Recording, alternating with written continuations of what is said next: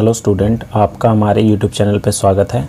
आज के इस वीडियो में हम 10th क्लास की मैथ्स का जो 4th चैप्टर है क्वाड्रेटिक इक्वेशन, उसकी एक्सरसाइज 4.2 का क्वेश्चन नंबर फर्स्ट करेंगे। तो आइए स्टार्ट करते हैं अपने इस वीडियो को। क्वेश्चन नंबर फर्स्ट में बोला है find the roots of the following quadratic equation by factorisation method. तो फैक्टराइजेशन मेथड की हेल्प से हमें इन सबके रूट्स फाइंड करने हैं। तो स्टार्ट करते हैं। सबसे पहला जो है इसका पार्ट, इसमें बोला है x square minus 3x minus 10 equal to 0। अब फैक्टराइजेशन मेथड में होता क्या है, जो भी मिडल टर्म होती है उसको स्प्लिट करना होता है, ठीक है। और स्प्लिट करने के लिए हमें क्या करना होता है, एक्स स्क्वायर का कोफिशिएंट और जो भी कांस्टेंट टर्म है दोनों को मल्टीप्लाई करना होता है। तो 1 इंटू 10 तो हमारा 10 हो गया, ठीक है। अब हमें दो ऐसे नंबर बताने हैं जिसको प्लस या मल्टीप्लाई करने पे हमारा -3 आ जाए। तो हम 10 के अगर फैक्टर निकालें तो 2 और 5 होगा, ठीक है। 2 इंटू 5 10 होता है, और 2 में से अगर 5 माइनस करूँ तो माइनस का 3 आ जाएगा। तो इसको स्प्लिट कर देंगे, एक्स स्क्वायर माइनस 2 ये आएगा plus 2x minus 5x minus 10 equal to 0। 2x में से 5x माइनस करेंगे तो माइनस का 3 बचेगा, ठीक है। तो अब इनमें से कॉमन ले लेते हैं स्टार्टिंग की दो टर्म से। तो x कॉमन आ गया तो यहाँ बचा x प्लस 2। अब इसमें से कॉमन ले लेते हैं तो माइनस का 5 कॉमन आ जाएगा, तो यहाँ बचेगा x प्लस 2, ठीक है। 5 के टेबल में 10 2 पर आता है। तो हमारे पास जो फैक्टर आ गए x माइनस 5, ये और ये मिलाकर आ गया, ठीक है। और दूसरा जो है ये ब्रैकेट में है, तो x प्लस 2। एक चीज़ और याद रखनी है, ये जो कॉमन लेने के बाद जो दोनों ब्रैकेट बचेंगे ये हमेशा सेम ही होने चाहिए, ठीक है। अब क्या करेंगे, इसको इक्वल टू 0 रखेंगे।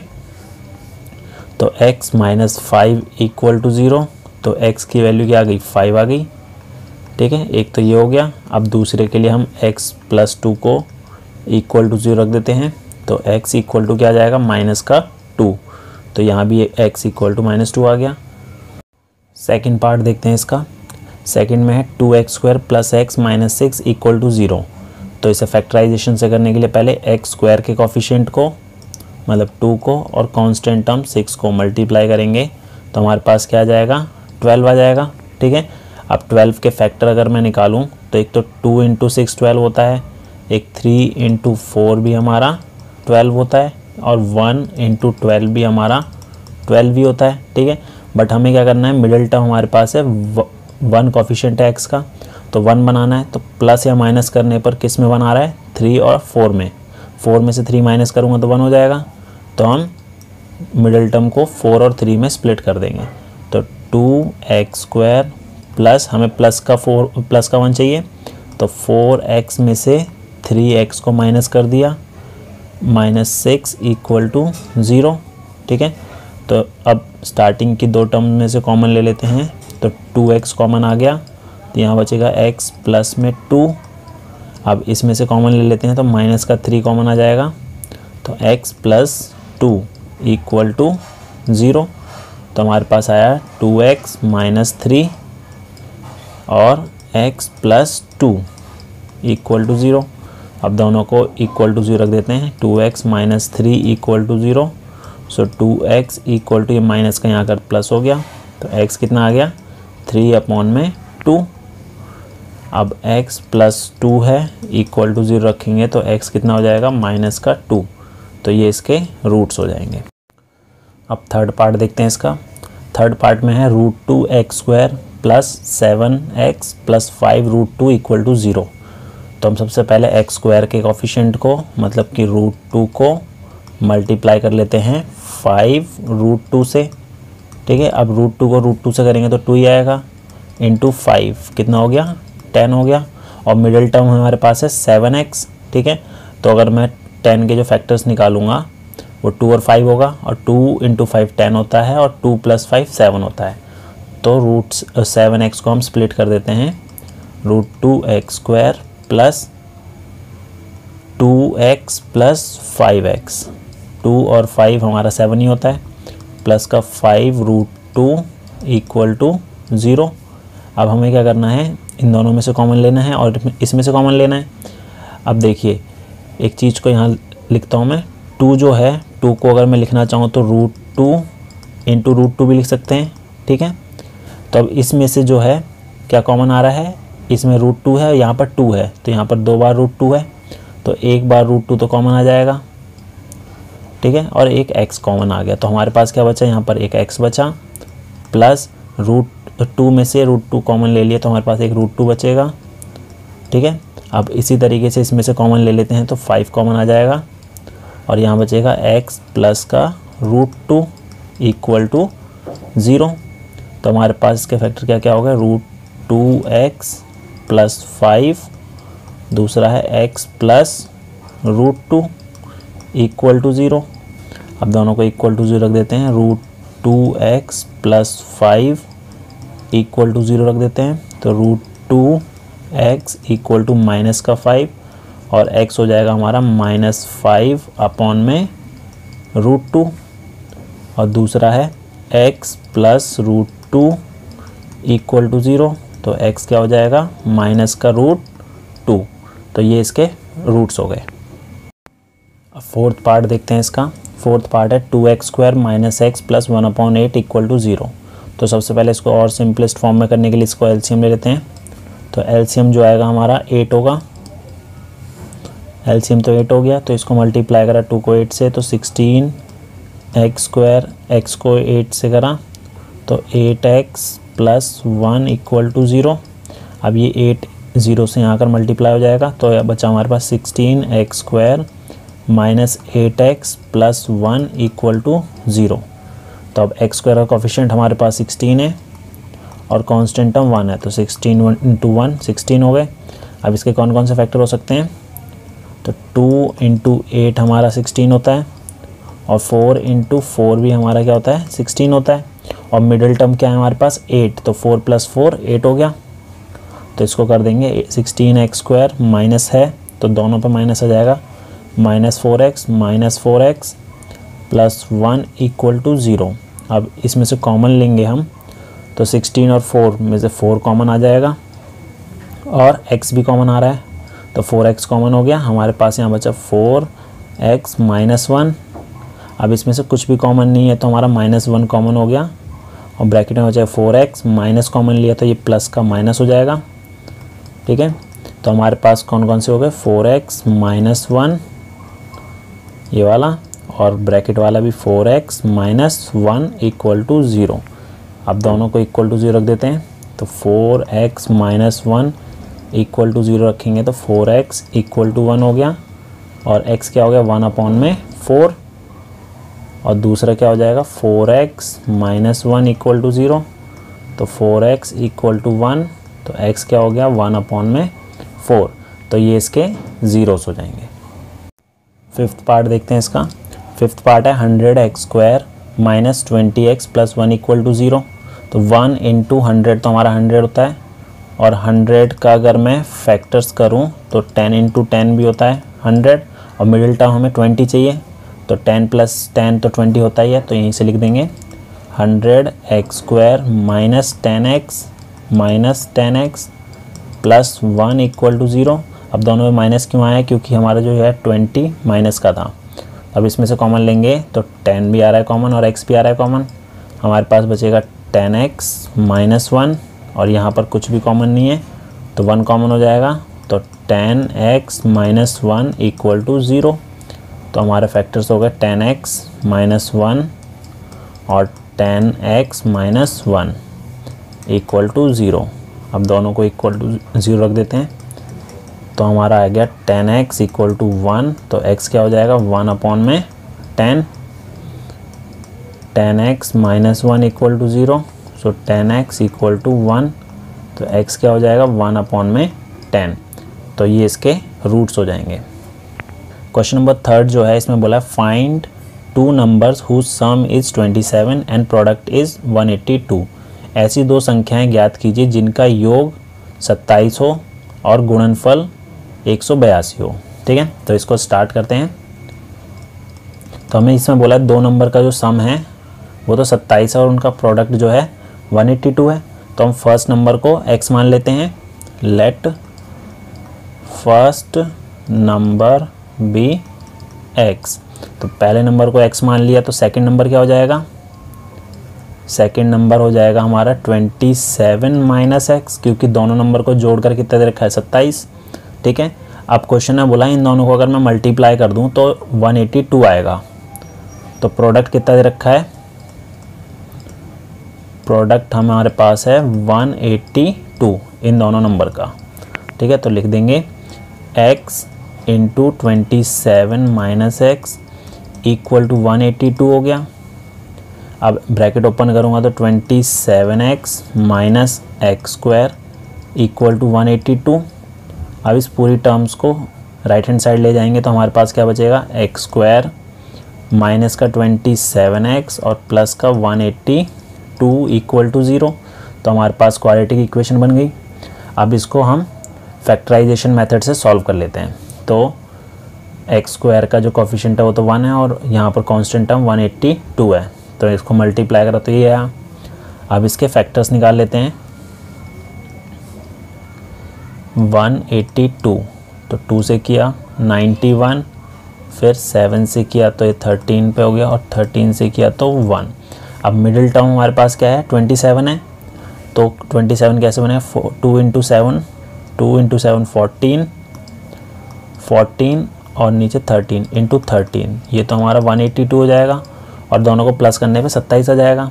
ठीक है, तो हमारा जो स्प्लिट करेंगे इसको तो आएगा हमारे पास x square minus 14x minus 13x plus का 182 इक्वल टू 0। अब इसमें से कॉमन लिया तो x आ जाएगा, तो x माइनस 14 बच गया। अब इसमें से कॉमन लिया तो 13 कॉमन आएगा तो x माइनस 14 हो गया इक्वल टू 0। सो फैक्टर्स हो जाएंगे x माइनस 13 और x माइनस 14 इक्वल टू 0। तो x क्या आ जाएगा हमारे पास, 13 आ गया और एक 14 आ गया। अब हमने स्टार्टिंग में क्या लेट किया था, फर्स्ट नंबर को x लेट किया था। तो हमारा फर्स्ट नंबर अगर 13 है तो सेकंड नंबर क्या हो जाएगा, 27 माइनस 13 इक्वल टू 14 हो गया। और अगर हमारा फर्स्ट नंबर 14 है, क्योंकि x की वैल्यू 13 भी हो सकती है और 14 भी हो सकती है, तो सेकंड नंबर क्या हो जाएगा, 27 माइनस 14 इक्वल टू 13। ठीक है, तो ये इसका आंसर हो जाएगा। फोर्थ क्वेश्चन देखते हैं। फोर्थ क्वेश्चन में बोला find 2 consecutive positive integer sum of whose square is 365। 2 क्रमागत धनात्मक पूर्णांक ज्ञात कीजिए जिनके वर्गों का योग 365 हो। अब सबसे पहले हमें समझना होगा कि कॉन्जिक्यूटिव पॉजिटिव इंटीजर क्या होता है। अब कॉन्जिक्यूटिव नंबर होता है जो सीक्वेंस वाइज आते हैं। जैसे कि अगर मैं एग्जांपल लूँ 2 है तो 2 का जो नेक्स्ट नंबर होगा वो 3 होता है। ठीक है, 5 है तो 5 का नेक्स्ट नंबर जो होगा 6 होगा। 13 लूँ तो इसका नेक्स्ट 14 हो जाएगा। तो ये जो नंबर होते हैं इस टाइप के ये कॉन्जिक्यूटिव नंबर्स होते हैं। ठीक है, तो फर्स्ट नंबर अगर मैं ले लेता हूँ, लेट कर लेते हैं, let first consecutive positive integer x। तो पहला नंबर अगर x है तो दूसरा क्या होगा, दोनों में देखो डिफरेंस क्या है, 1 का ही डिफरेंस होता है। अगर ये 2 है तो उसके बाद नेक्स्ट टर्म 1 ऐड करके 3 आ गया। 5 था तो 6 हो गया, 13 था तो 14 हो गया। तो सेकंड नंबर क्या हो जाएगा, सेकंड कॉन्जिक्यूटिव पॉजिटिव इंटीजर हो जाएगा हमारा x प्लस 1। तो हमारे पास दोनों नंबर हो गए। अब इसमें आगे बोला था कि अगर इनका स्क्वायर करके ऐड करें तो 365 आएगा। तो अकॉर्डिंग टू क्वेश्चन x का स्क्वायर प्लस x प्लस 1 का स्क्वायर किया तो हमारे पास आंसर क्या आएगा, 365। अब इसको सॉल्व करते हैं तो ये आएगा हमारा x square plus a plus b का होल स्क्वायर का फॉर्मूला लगाएंगे तो x square plus 2x plus 1 equal to 365। तो एक्स स्क्वायर और एक्स स्क्वायर 2x स्क्वायर हो गया प्लस 2x प्लस 1 यहाँ माइनस हो जाएगा आकर इक्वल टू 0। तो हमारे पास इक्वेशन आएगी 2x square plus 2x minus 364 equal to 0। अब दोनों में 2 कॉमन आ रहा है तो 2 से अगर डिवाइड कर देंगे तो हमारे पास बचेगी x square plus x minus 182 equal to 0। ठीक है, अब इसको सॉल्व करना है। तो फैक्टर हमारे जो होंगे वो 1 × 182 182 का ही होगा। तो 182 के अगर फैक्टर्स करें तो 2 से किया 91, 7 से किया 13, तो हमारे पास जो मिडिल टर्म है वो 1x है। तो 14 × 13 182 हो गया, और 14 में से 13 माइनस करा तो 1 बचेगा। तो इसको लिख देंगे x² plus 14x minus 13x minus 182 equal to 0। तो इसमें से कॉमन लेंगे तो x हो गया, तो x प्लस 14। अब इसमें से कॉमन लिया तो 13 कॉमन आ जाएगा। x 13 को अगर 182 से डिवाइड करा तो 14 बचा। तो हमारे पास x की वैल्यू क्या हो जाएगी, एक फैक्टर हमारा x प्लस 14 हो जाएगा और x माइनस 13। तो यहाँ से x इक्वल टू माइनस 14 आ जाएगा और एक आएगा x इक्वल टू प्लस का 13। अब क्वेश्चन में मैं बोला था पॉजिटिव इंटीजर लेने, तो ये तो हो ही नहीं सकता, ये तो नेगेटिव आ गया। तो हमारे पास x की वैल्यू क्या होगी, 13 हो गई। तो फर्स्ट नंबर हम अगर हमारा 13 है, ठीक है, फर्स्ट अगर हमारा 13 है तो नेक्स्ट नंबर क्या होगा, सेकंड नंबर हो जाएगा 13 + 1 इक्वल टू 14। तो दो कॉन्जिक्यूटिव नंबर कौन कौन से हो गए, 13 एंड 14। नेक्स्ट है क्वेश्चन नंबर 5। इसमें बोला है the altitude of right triangle is 7 centimetre less than it's base if the hypotenuse is 13 centimetre, find the other two sides. अब क्वेश्चन में बोला है कि एक समकोण त्रिभुज की ऊंचाई इसके आधार से 7 सेंटीमीटर कम है। यदि कर्ण 13 सेंटीमीटर का हो तो अन्य दो भुजाएं ज्ञात करें। तो सबसे पहले राइट एंगल ट्राइंगल ड्रॉ कर लेते हैं। यहाँ पर अगर राइट एंगल ट्राइंगल ड्रॉ करूँ तो हमारा ये 90 डिग्री का होता है इसमें, ठीक है। अब इसमें ये हमारा बेस हो गया, ये हमारा ऑल्टीट्यूड होता है, ये हमारा ऑल्टीट्यूड हो गया, और ये हमारा हाइपोटेनस होता है, ठीक है। तो ये तीनों चीज़ हमें पता है कि कौन सी कहाँ पर होती है। अब क्वेश्चन में बोला था कि the altitude of right angle triangle is 7 centimetre less than it's base.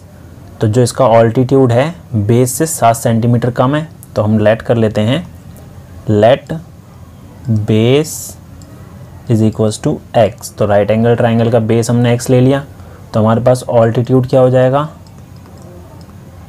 7 centimetre कम, तो x माइनस 7।